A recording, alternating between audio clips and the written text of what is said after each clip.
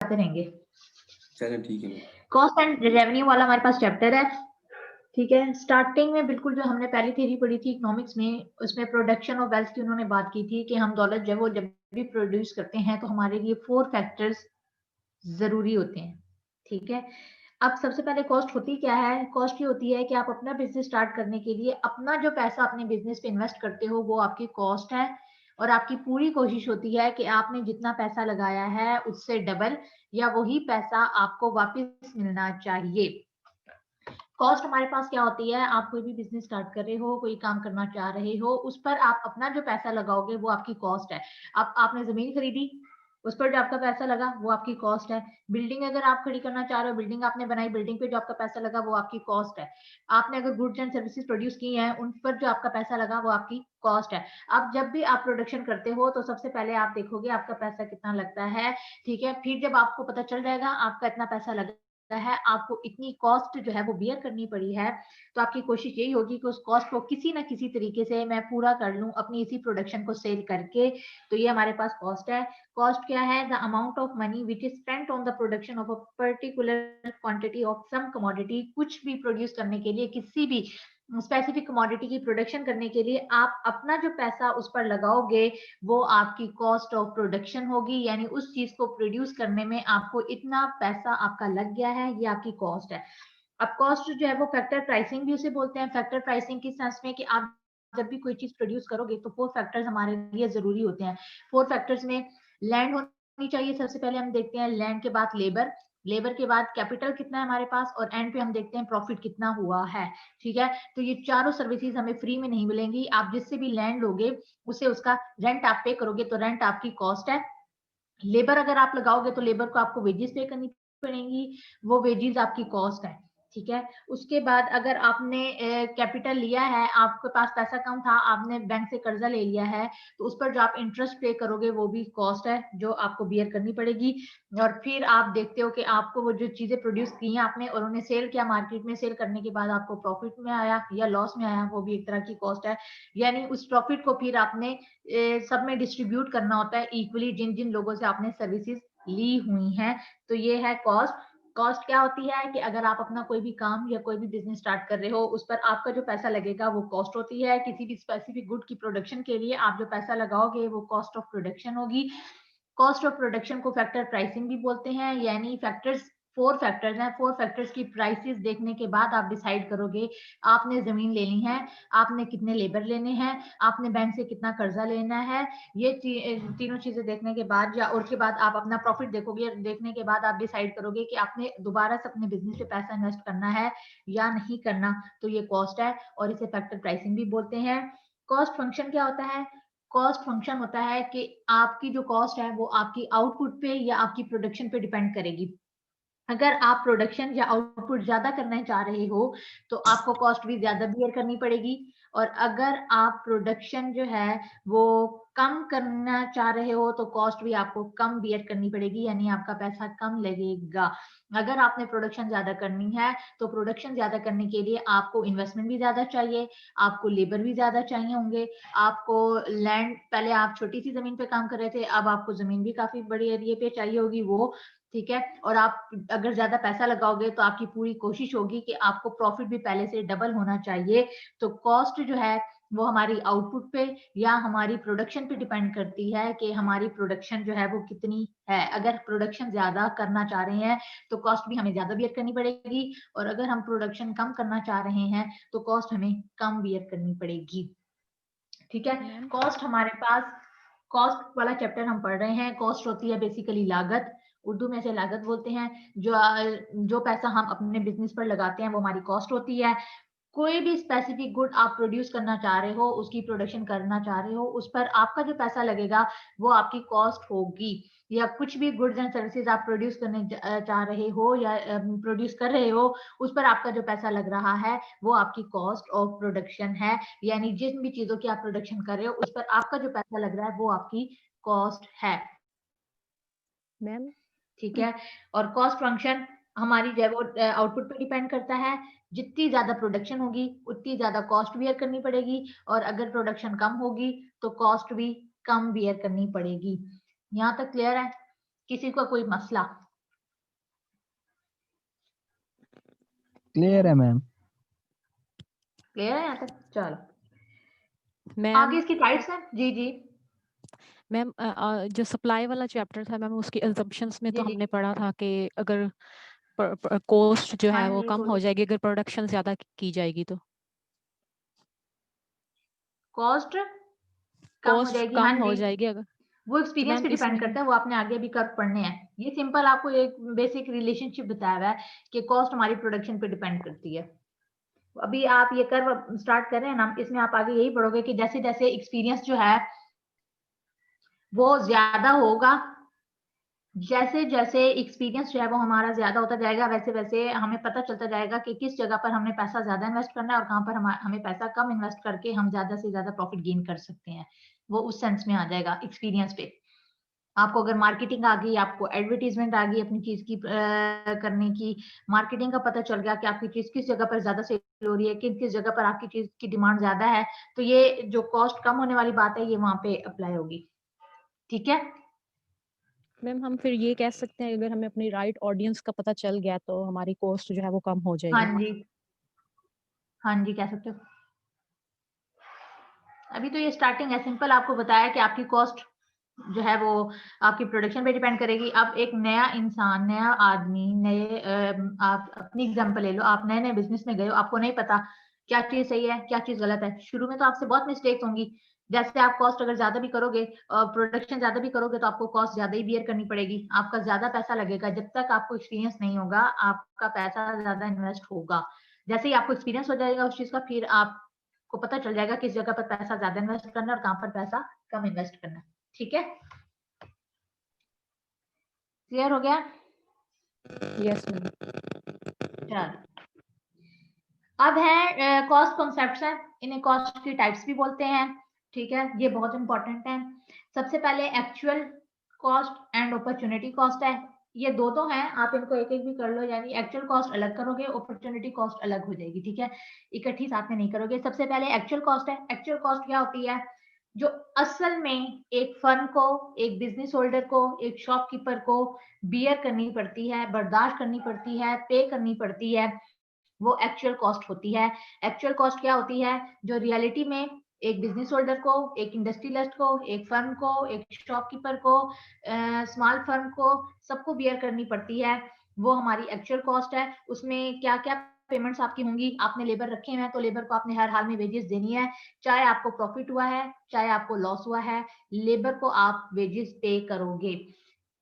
Raw material कहीं से लेकर आए हो, किसी भी चीज की सपोज आप प्रोडक्शन कर रहे हो लेकिन उसका रॉ मटेरियल कहीं और से आप ले रहे हो, तो जितना भी आपने रॉ मटेरियल लिया है उसकी प्राइसेस आपको देनी पड़ेंगी, वो भी आपकी कॉस्ट है। प्लांट आपने लगाई है, बिल्डिंग लगाई है, मशीनरी उसमें आपने लेकर आए हो, आप कोई प्लांट आपने बनाया है, उस प्लांट को बनाने में जो आपका पैसा लगा वो भी आपकी कॉस्ट है, वो आपको पे करनी पड़ेगी, आप उससे जान नहीं छुड़ा सकते हो। बिल्डिंग अगर आपने कोई बनाई है उस पर भी आपका पैसा लगेगा। मशीनरी लेकर आए हो तो मशीनरी लाने के लिए भी आपको पेमेंट करनी पड़ेगी। इक्विपमेंट अगर लाए हो उस प्लांट में लगाने के लिए चीजें लेकर आए हो, ट्रैवलिंग करने जा रहे हो तब भी आपको कॉस्ट बियर करनी पड़ेगी। ट्रांसपोर्ट कि अगर आप फैसिलिटीज ले रहे हो, अपनी चीज को एक जगह से दूसरी जगह आप लेकर जाना चाह रहे हो तो उसकी कॉस्ट भी आपको बियर करनी पड़ेगी। फ्यूल की कॉस्ट भी बियर करनी पड़ेगी। इसके अलावा आप इसमें ऐड कर सकते हो आपके इलेक्ट्रिसिटी बिल, आपकी फर्म के, आपकी इंडस्ट्री के इलेक्ट्रिसिटी बिल, वो भी आपको हर हाल में पे करना पड़ते हैं। प्लस गवर्नमेंट ने जो टैक्सेस इंपोज किए हैं वो भी आपको पे करने पड़ते हैं। ये सारी एक्चुअल कॉस्ट है जो आपको अगर प्रॉफिट हुआ है या लॉस हुआ है आपने हर हाल में ये पे करनी होती है, ये एक्चुअल कॉस्ट है। Actual cost are the expenditure which are actually incurred by the firm in payment of for labor. Actual cost वो cost है जो आपको रियल में पे करनी पड़ती है, चाहे आपको प्रॉफिट हुआ है या लॉस हुआ है।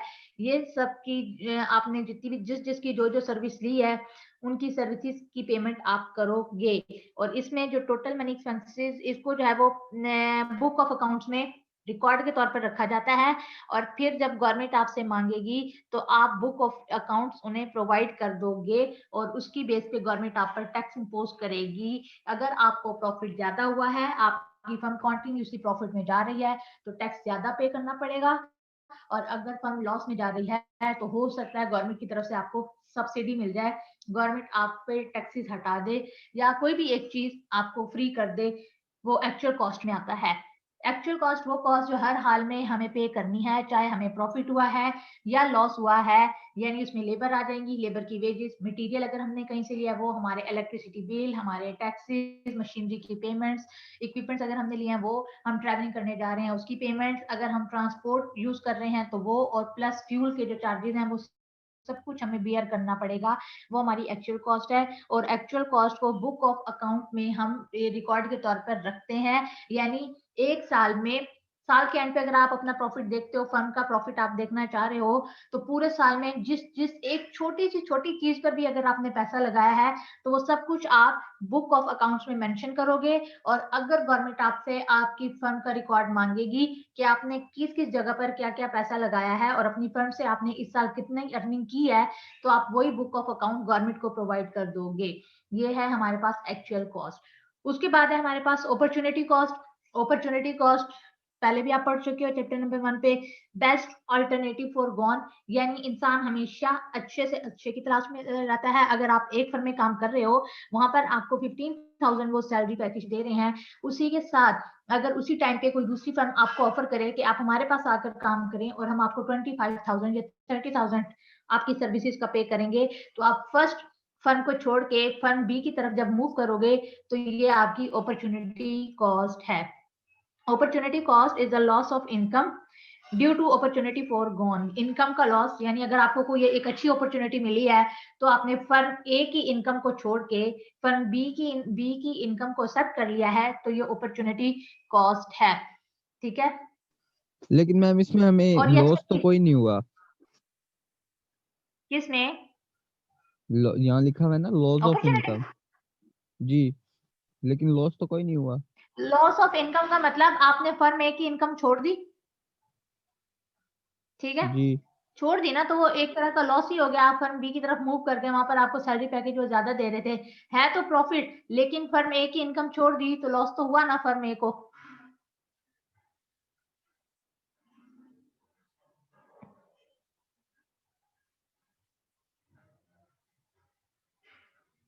आगे डेफिनेशन बढ़ो। The opportunity cost equal the expected return from the second best use, यानी एक्सपेक्टेशन की बेस पे, अगर आप बिजनेस, आपका अपना बिजनेस है तो आप एक्सपेक्टेशन की बेस पे, पहली चीज अगर कोई आप यूज कर रहे थे, कोई मटीरियल यूज कर रहे थे, उससे आपको कॉस्ट ज्यादा बेयर करनी पड़ रही थी, उसी की जगह अगर आप किसी दूसरी ऑप्शन की तरफ जाते हो तो आप एक्सपेक्टेशन की बेस पर जाओगे। यानी अगर आप लेबर यूज कर रहे थे और लेबर से आपको कॉस्ट ज्यादा बियर हो रही थी, अब आप चाह रहे हो कि आप कैपिटल की तरफ मूव कर जाओ, तो आप एक्सपेक्टेशन की बेस पे करोगे कि अगर आप कैपिटल को यूज करते हो, मशीनरी वगैरह यूज करते हो, हैवी मशीनरी अगर आप अपने प्लांट में लेकर आते हो, तो उससे प्रॉफिट कितना होगा ये बाद में देखा जाएगा। पहले तो आप सिर्फ उस एक्सपेक्टेशन की बेस पे इंप्लीमेंट करोगे, वो सारी मशीनरी आप लेकर आओगे, अपने प्लांट में लगाओगे, उससे प्रोडक्शन करोगे, और फिर आप देखोगे कि जो आपने सेकंड ऑप्शन चूज की है उससे आपको कितना प्रॉफिट हुआ है। ठीक है, ये अपॉर्चुनिटी कॉस्ट है। एक्चुअल कॉस्ट और अपॉर्चुनिटी कॉस्ट में किसी को कोई मसला? बोलो। मैम कॉस्ट का बता दें। किसका कॉस्ट स्टार्ट से मैंने आप ज्वाइन किया। कॉस्ट? आप कहाँ थे फिर? मैम पहले 8:40 पे लेक्चर ही नहीं था, बाद में हुआ है, फिर मैं सो गया।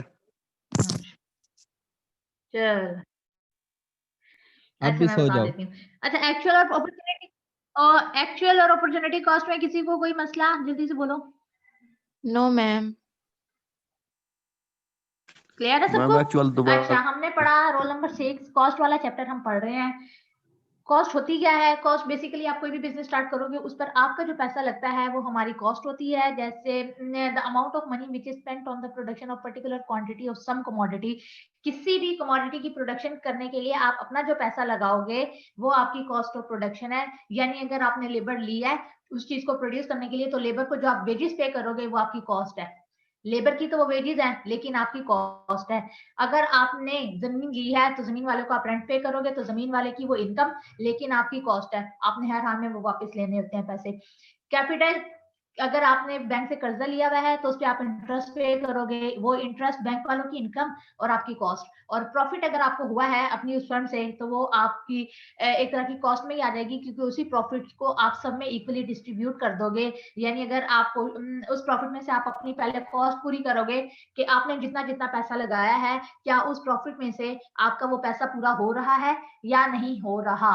और अगर आपका वो सारा पैसा, सपोज अगर आपने अपना बिजनेस छोटा सा स्टार्ट किया, उस पर आपके 15 या 20,000 जो है वो अमाउंट लग गई है, ठीक है, और आपने अभी तक किसी को पेमेंट नहीं की, जिन जिन से आपने सर्विसेज ली है उनसे उनको आपने पेमेंट नहीं की, और जब आपको प्रॉफिट हुआ तो प्रॉफिट आप सपोज करो 1 लाख का हो गया या 80,000 का हो गया, और उस 80,000 में से पहले आप सबको उनकी सर्विसेज की जो चार्जेस हैं वो पे करोगे। अगर आपने लैंड लिया तो उसका रेंट पे करोगे, लेबर को वेजेस पे करोगे, बैंक को इंटरेस्ट पे करोगे, इंटरेस्ट पे करने के बाद और सारे इलेक्ट्रिसिटी बिल पे करने के बाद, रॉ मटेरियल की प्राइसेस देने के बाद, अपनी फर्म को देखने के बाद आप डिसाइड करोगे बाकी जो अमाउंट बचेगी वो आपका प्रॉफिट होगा, यानी वो आपकी इनकम होगी। और उस इनकम को फिर अगर आप दोबारा से अपने बिजनेस पे इन्वेस्ट करना चाहोगे तो आप पर है। ये हमारे पास कॉस्ट है, यानी किसी भी चीज की प्रोडक्शन के लिए हमारा जो पैसा लगता है वो हमारी कॉस्ट होती है। आगे हमारे पास कॉस्ट फंक्शन है। अच्छा, कॉस्ट को हम फैक्टर प्राइसिंग भी बोलते हैं, कॉस्ट ऑफ प्रोडक्शन को फैक्टर प्राइसिंग भी बोलते हैं। फैक्टर प्राइसिंग का मतलब हम कोई भी काम शुरू करेंगे तो हम सबसे पहले 4 फैक्टर्स को देखेंगे कि हमें जमीन कितने अमाउंट में मिल रही है। अगर जमीन ज्यादा एक्सपेंसिव आपको मिल रही है तो आप नहीं परचेज करोगे, अगर सस्ती मिल गया तो आप ले लोगे। वेजेस आप देखोगे कि वेजेस, लेबर आप देखोगे कि लेबर आपसे कितनी वेजेस की डिमांड कर रहे हैं, उन वेजेस की बेस से आप डिसाइड करोगे आपने कितने लेबर अपने पास रखने हैं। कैपिटल, आप अगर बैंक से कर्जा लेने जा रहे हो तो आप इंटरेस्ट देखोगे कि बैंक में इस टाइम अगर आप कर्जा ले रहे हो तो उस पर आपको कितना इंटरेस्ट पे करना पड़ रहा है, उस इंटरेस्ट की बेस से आप डिसाइड करोगे आपने कितनी अमाउंट जो है वो बैंक से लेनी है। ठीक है, तो ये सारे आपके पास फैक्टर प्राइसिंग है, यानी फैक्टर की प्राइसिंग देखने के बाद आप डिसाइड करोगे कि आपने उन पर कितना कितना पैसा लगाना है। और कॉस्ट फंक्शन था, cost is a function of output. Cost जो है वो हमारी आउटपुट पे या प्रोडक्शन पे डिपेंड करती है। जितनी ज्यादा हम प्रोडक्शन करना चाहेंगे उतना ही ज्यादा हमें पैसा लगाना पड़ेगा, यानी उतनी ज्यादा हमें कॉस्ट बियर करनी पड़ेगी। अगर हम ज्यादा प्रोडक्शन करना चाह रहे हैं तो हमें लेबर ज्यादा लगाने पड़ेंगे, हमारे इलेक्ट्रिसिटी बिल भी ज्यादा आएंगे, हमें टैक्सी ज्यादा पे करने पड़ेंगे। उसके अलावा अगर आप पहले कम एरिया पे काम कर रहे थे, अब आपको जमीन ज्यादा चाहिए होगी, या अगर आप किसी बिल्डिंग में काम कर रहे हो तो बिल्डिंग को आपको ज्यादा बड़ा करना पड़ेगा। तो इस तरह से आपका पैसा लगेगा। अगर आप प्रोडक्शन ज्यादा करना चाहोगे तो आपको कॉस्ट भी ज्यादा बियर करनी पड़ेगी। ठीक है, उसके बाद हमने टाइप्स पढ़ी, वो तो आपने सुन ली, actual cost and opportunity cost वो हो गया। अब आ जाओ यस नीचे, ma'am. Business cost and full cost क्या होगी। बिजनेस कॉस्ट क्या होगी एंड फुल कॉस्ट क्या होगी। बिजनेस कॉस्ट हमारे पास होती है, आपकी मैम फर्म है एक्चुअल कॉस्ट जी जी पढ़ा दें एक बार। जी, एक्चुअल का एक्चुअल कॉस्ट एक्चुअल पढ़ा का दूं। अच्छा, मैं करवा देती हूँ। एक्चुअल कॉस्ट होती है वो एक्सपेंडिचर जो आपको हर हाल में बियर करने पड़ते हैं। यानी अगर आपने अपना कोई भी काम स्टार्ट किया है, उसमें आपने लेबर लगाए हुए हैं, तो आपको अगर लॉस हो गया है तो आपको फिर भी लेबर को पेमेंट करनी पड़ेगी। आपको हर हाल में इलेक्ट्रिसिटी बिल पे करने पड़ेंगे, आपको हर हाल में गवर्नमेंट को टैक्स पे करना पड़ेगा जो गवर्नमेंट ने आप पे इम्पोज किया हुआ है। आपको हर हाल में अगर आपने रॉ मटेरियल यूज किया है तो उस रॉ मटेरियल की पेमेंट करनी पड़ेगी। आपने अगर ट्रांसपोर्ट की फैसिलिटी ली है तो उसको भी पेमेंट आपको करनी पड़ेगी। ट्रैवलिंग करना चाह रहे हो तो उसके लिए भी आपके पास पैसा होना लाजमी है। मशीनरी लेकर आना चाह रहे हो या आपने ले लिया तो उस पर भी आपको कॉस्ट जो है वो बियर करनी पड़ेगी, उसकी पेमेंट आपको हर हाल में करनी पड़ेगी। तो ये वो सारी कॉस्ट हैं जो एक्चुअली एक फर्म को या एक इंसान को या एक इंडस्ट्रियलिस्ट को हर हाल में बियर करनी पड़ती हैं। और इसका रिकॉर्ड आप बुक ऑफ अकाउंट में रखते हो। साल के अंदर आपने अगर 1 रुपया भी किसी चीज पे आपने खर्च किया है तो वो भी आप अपनी बुक ऑफ अकाउंट में लिखोगे कि इतने इतने पैसे मैंने इस चीज पर लगाए हैं और इससे और ये प्रोडक्शन किया है और उस प्रोडक्शन से मुझे इतना इतना फायदा हुआ है। ये एक रिकॉर्ड होगा। जब भी गवर्नमेंट आपसे मांगेगी आपका ये रिकॉर्ड तो आपको देना पड़ेगा, और उसके बाद गवर्नमेंट जो है वो आप पर टैक्स भी इम्पोज कर सकती है। तो ये बुक ऑफ अकाउंट है, यानी आपको अपनी फर्म का एक रिकॉर्ड रखना पड़ता है कि आपने पैसा किस किस जगह पर और किस किस तरह से लगाया है, और प्रोडक्शन के बाद आपको कितना कितना प्रॉफिट हुआ है। इन सब चीजों का जो रिकॉर्ड है वो आप बुक ऑफ अकाउंट में रखोगे। और ये बुक ऑफ अकाउंट जो है आपकी हेल्प करता है कि आपको जो बिजनेस से फायदा हो रहा है उसकी रीजन क्या है। और गवर्नमेंट जब भी आपसे आपके एक्सपेंडिचर की लिस्ट मांगेगी या आपकी फर्म पे जो आपने पैसा लगाया है उसका रिकॉर्ड मांगेगी तो आप उन्हें बुक ऑफ अकाउंट अपनी प्रोवाइड करोगे। ये है एक्चुअल कॉस्ट। उसके बाद आ जाओ आप नीचे बिजनेस कॉस्ट पे। बिजनेस कॉस्ट क्या होती है। बिजनेस कर रहे हो, बिजनेस में नई पुरानी सारी चीजें आप इधर उधर से एक्सपीरियंस लेने के बाद आप डिसाइड करते हो कि किस किस जगह पेमेंट करनी है और किस किस जगह पेमेंट नहीं करनी। तो इसमें वो सारी पेमेंट्स एंड कॉन्ट्रेक्चुअल ऑब्लिगेशन जितने भी आपने कॉन्ट्रैक्ट किए हुए हैं मेड बाय द फर्म ने जो किए हुए हैं, और इसके अलावा इसमें एक वर्ड है कॉस्ट ऑफ डेप्रिसिएशन। डेप्रिसिएशन का मतलब होता है कि अगर आपकी फर्म में ज्यादा से ज्यादा मशीनरी आप यूज कर रहे हो, हैवी मशीनरी यूज कर रहे हो, तो वो मशीनरी जो है वो खराब भी हो जाती है। उसके खराब जब वो खराब होती है तो उस पर उसको ठीक करवाने के लिए आप अपना जो पैसा लगाओगे वो डेप्रिसिएशन कॉस्ट होती है।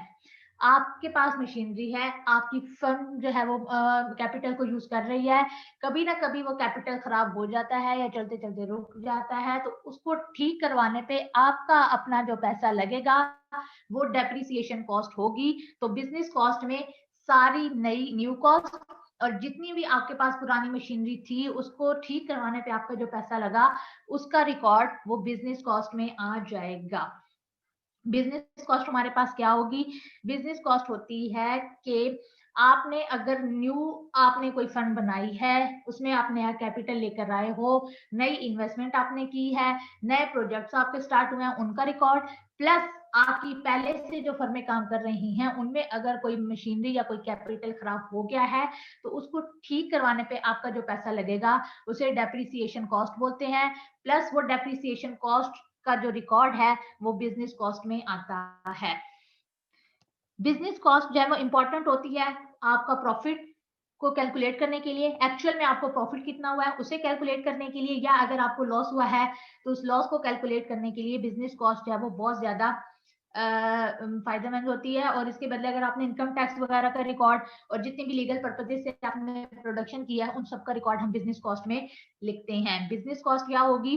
वो सारी पेमेंट्स या वो सारे कॉन्ट्रैक्ट जो आप कर चुके हो और जो आपने नए करने हैं, प्लस आपके पहले से जो एग्जिस्टिंग फंड्स हैं उनमें अगर कोई कैपिटल या कोई मशीनरी खराब हो गई है तो उसको ठीक करवाने पे आपका अपना जो पैसा लगा वो डेप्रिसिएशन कॉस्ट में आ जाएगा।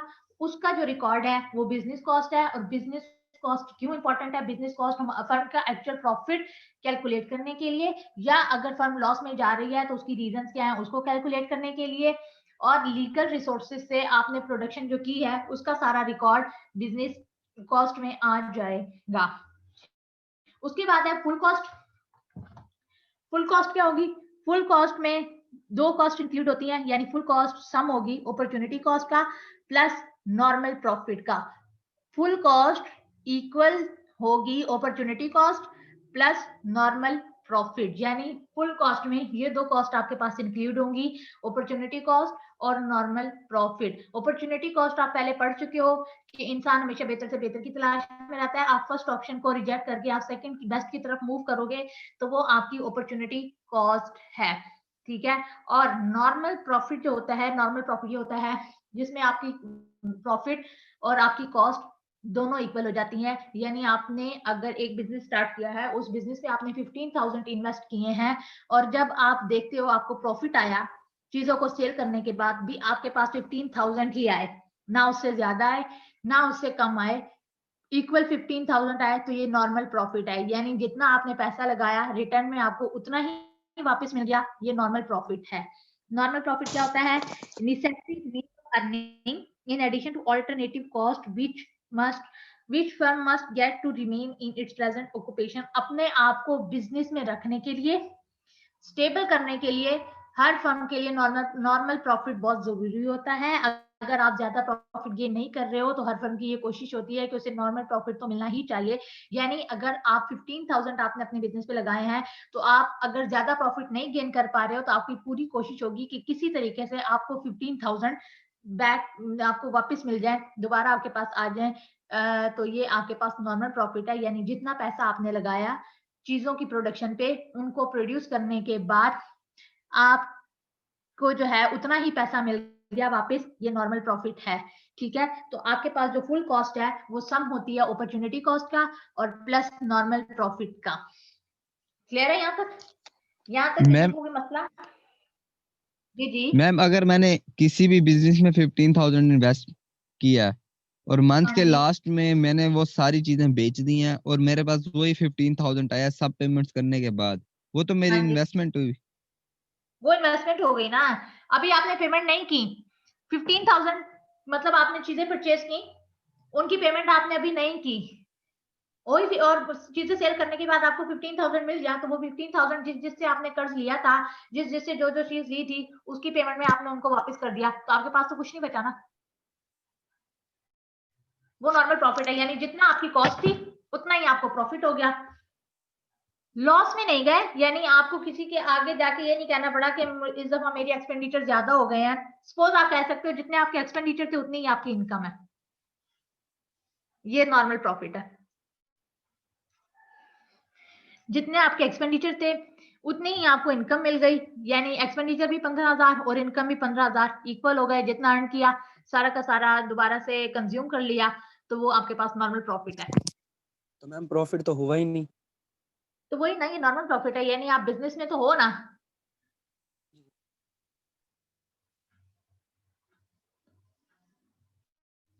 यानी आपको किसी के आगे हाथ तो नहीं फैलाना पड़ा ना कि इस बार हमारे एक्सपेंडिचर ज्यादा हो गए और हमें इनकम कम मिली है, तो आप हमारी हेल्प कर दें। आपने जितना पैसा लगाया उतना ही आपको वापस मिल गया, तो एक्सपीरियंस तो हो गया ना एक दफा एक ये करने से कि आपको नॉर्मल प्रॉफिट मिला, जितना आपने पैसा लगाया बदले में आपको उतना ही मिल गया।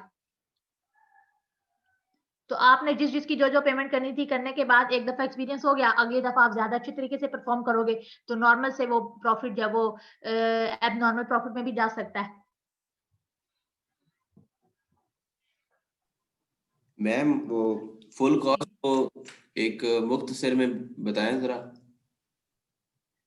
Full cost is the sum of opportunity cost and normal profit, simple. यहाँ से मुख्तसर में ये है फुल कॉस्ट। पेज नंबर 188 187 से स्टार्ट हो रहा है, 188 तक पढ़ लिया है हमने। मैम डेफिनेशन फुल कॉस्ट करनी है, जी, इनकी डेफिनेशन फुल करनी है। डेफिनेशन क्या है, छोटी छोटी सी तो है, अपना कॉन्सेप्ट लिख देना। मैम उधर तो ये लिखा हुआ है full cost includes two other cost opportunity cost and normal profit. हाँ जी, तो वही सिंपल डेफिनेशन लिख लो, full cost is the sum of opportunity cost and normal profit. यानी फुल कॉस्ट को एक्सप्लेन करने के लिए आपको अपॉर्चुनिटी कॉस्ट को भी एक्सप्लेन करना पड़ेगा और नॉर्मल प्रॉफिट को भी बताना पड़ेगा, तो वो जब दोनों को एक्सप्लेन करोगे तो वो फुल कॉस्ट बन जाएगी। चलें ठीक होगा। Full cost is the sum of opportunity cost and normal profit, ये आप सिंपल एक डेफिनेशन फुल कॉस्ट की लिख सकते हो।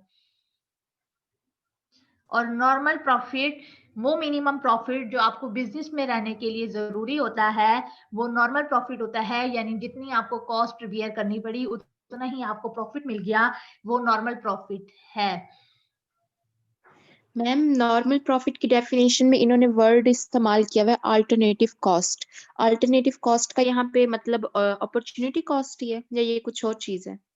ये अल्टरनेटिव कॉस्ट का मतलब होगा, आप आगे पढ़ोगे, फिक्स कॉस्ट, एवरेज कॉस्ट और वेरिएबल कॉस्ट, ये वो कॉस्ट है। यानी हर फर्म की कोशिश होती है कि अगर उसे नॉर्मल प्रॉफिट किसी ना किसी तरीके से मिल जाए, ताकि वो अपनी फिक्स कॉस्ट भी पूरी कर ले, वेरिएबल कॉस्ट भी पूरी कर ले और एवरेज कॉस्ट भी पूरी कर ले। फिक्स कॉस्ट क्या होती है, अपने प्लांट की जितनी भी इलेक्ट्रिसिटी बिल है वो भी दे दे, जो जो उसने सर्विसेज दी उनकी जो भी पेमेंट उसने करनी है वो भी कर दे, बिल्डिंग का रेंट भी पे कर दे, अगर कर्ज लिया हुआ है तो उसका इंटरेस्ट भी वो पे कर दे। ठीक है, इन ये सारी कॉस्ट वो पे कर दे, फिर उसके बाद वो आजाद हो गया, और उसके बाद फिर वो जिस भी तरीके से अपने बिजनेस को दोबारा सेट करना चाहे या रन करना चाहे वो उस पर है। ये अल्टरनेटिव कॉस्ट है। यानी नॉर्मल प्रॉफिट जरूरी है कॉस्ट को पूरा करने के लिए। यानी अगर आपने लेबर लगाया है तो लेबर को पेमेंट भी आप कर दो, कैपिटल लिया है तो उस पर इंटरेस्ट भी आप पे कर दो, अपने सारे इलेक्ट्रिसिटी बिल भी पे कर दो, आप जो है वो टैक्सेस भी पे कर दो। बेशक आपको प्रॉफिट नहीं हुआ, आपके हाथ में कुछ नहीं बचा, लेकिन आपके हाथ में जितना आया, आपने जिस चीज की जो पेमेंट करनी थी आप वो कर चुके हो।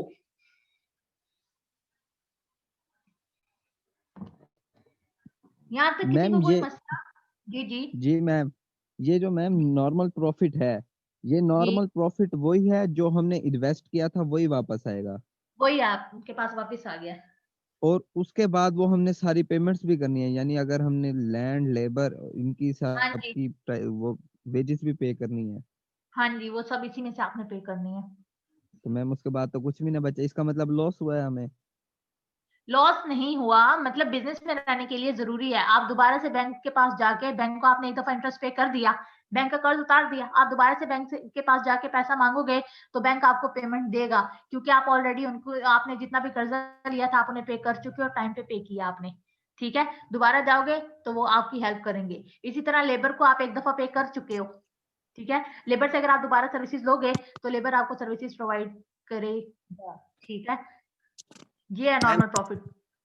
मैम जैसे हम जोंग जी वालों से या जैज वालों से लोन लेते हैं, एडवांस लेते हैं, 15 रुपए का एडवांस देते हैं, जब हम रिचार्ज करवाते जी हैं तो जी वो अपना एडवांस कार्ड लेते हैं, फिर हमें दोबारा जब जरूरत हो तो वो दे देती हैं। ऐसे ही होगा ना नॉर्मल हाँ प्रॉफिट में जी, भी? क्योंकि आपने टाइम पे उनकी पेमेंट कर दी, जी तो ये इस वजह से, ये भी इसी तरह से है कि आपने सबकी टाइम पे पेमेंट कर दी, और अब अगर आप दोबारा किसी से हेल्प मांगोगे तो आपकी हेल्प करेंगे। ये नहीं कहेंगे कि आपको हम पहले पे किया था और आपने बहुत टाइम बाद हमारी पेमेंट हमें दी थी, तो ऐसा कुछ नहीं होगा। इस वजह से नॉर्मल प्रॉफिट जरूरी होता है हर बिजनेस के लिए, ताकि आप सबकी पेमेंट टाइम पे कर दो और आपका एक अच्छा इमेज बन जाए। जब आपका इमेज अच्छा बनेगा तो जारी बात है हर कोई आपकी हेल्प भी करेगा।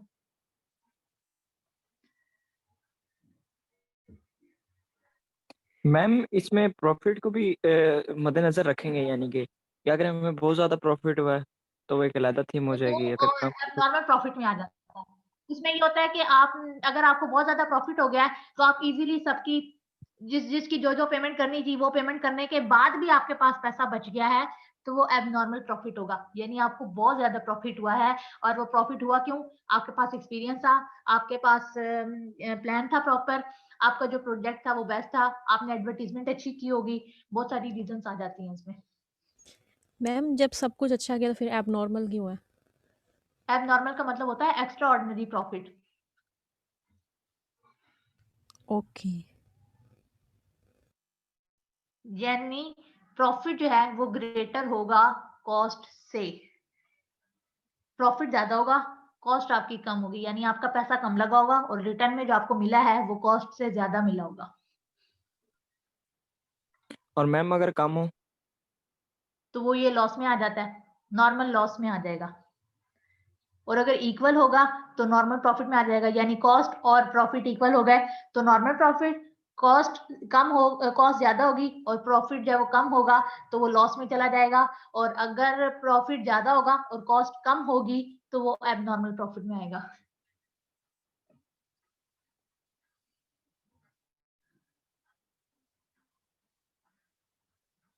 मैम लॉस में एबनॉर्मल हो सकता है? हाँ जी, लॉस में एबनॉर्मल होगा।